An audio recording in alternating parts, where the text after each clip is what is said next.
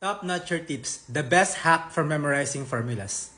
The hack or technique that I will share to you is called rehearsal. It's a form of spaced repetition wherein paulit-ulit mong inuulit, ang daming ulit na ang pagsusulat or pag-memorize ng isang formula para maukit siya sa brain mo. So how do I usually do this? First step is on the taking notes. So I either take my notes at afternoon or gabi para may time pa ako for rehearsal. Then before matulog, I rehearse yung nalaman ko na formula today and I write it down or mutter it before going to sleep. So going back, take notes in the afternoon or evening, and before going to sleep, rehearse the formula.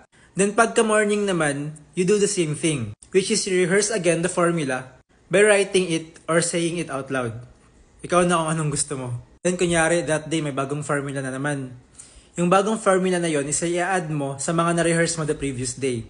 Kumbaga, today, instead of one formula i-rehearse mo, dalawang formula, or tatlo or apat. Depende na sa kung ilang formulas binigay sa'yo. So why do I recommend this? It's because it helps the brain get enough rest and enough time to process the formulas you memorized. And it's not only memorized for short term, but also for long term. Kasi diba, you're bound to repeat a formula again and again and again until magets mo siya. So yun lang po, if every time you have a formula, take time to rehearse that formula and accept the fact na hindi naman tayo superhuman, isang tingin lang sa formula, makakabisa na natin. So take time to rehearse and manage your time carefully.